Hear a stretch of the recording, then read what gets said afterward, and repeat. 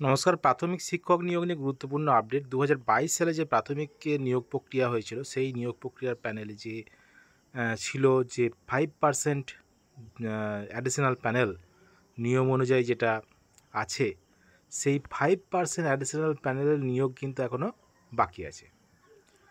তো এই 5% additional panel যে ৯,৫৩৩ জনের নাম দিয়েছিল, তার মধ্যে কিন্তু 5% অ্যাডিশনাল প্যানেলটা ইনক্লুড আছে এবং তাদের নাম কিন্তু প্যানেলে অ্যাডিশনাল প্যানেল কিন্তু আছে।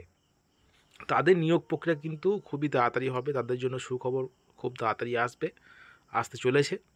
তো এই 5% অ্যাডিশনাল প্যানেলে যে যারা আছেন তাদের কিন্তু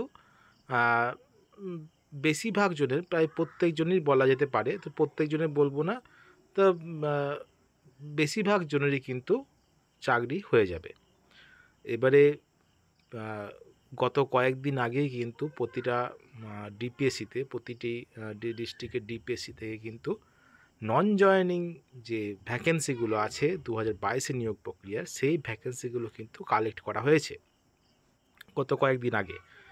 সেই কালেক্ট করার পরে কিন্তু সেগুলো বোর্ড খতিয়ে দেখবে এবং তারপরে কিন্তু আবার সেই ডিস্ট্রিক্ট ওয়াইজ প্যানেলে কিন্তু ডাকবে, district wise, state wise panel তাদের ডাকবে এবং তাদের ডিস্ট্রিক্ট ঠিক করে দেওয়া হবে। এই 5% প্যানেলে, অ্যাডিশনাল প্যানেলে যাদের নাম আছে, তাদের কিন্তু বেশিরভাগই হয়ে যাচ্ছে।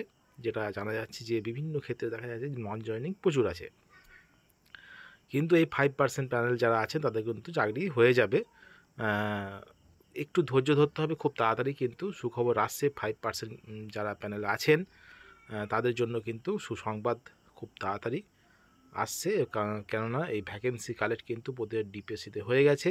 যেগুলো রিমেনিং যে ভ্যাকেন্সিগুলো যেগুলো পূরণ হয়নি, অর্থাৎ নন জয়েনিং, সেই সব ভ্যাকেন্সিগুলো কিন্তু কালেক্ট হয়ে গেছে এবং এর পরবর্তী সময়ে কিন্তু বোর্ডের কাজ, তাদের কিন্তু প্যানেল পাবলিশ করবে, অর্থাৎ কারা কারা চাকরি পাচ্ছে তারা সেই জিনিসটা কিন্তু জানিয়ে দেবে, অর্থাৎ তারপরে কিন্তু কাউন্সেলিং প্রক্রিয়া শুরু হবে।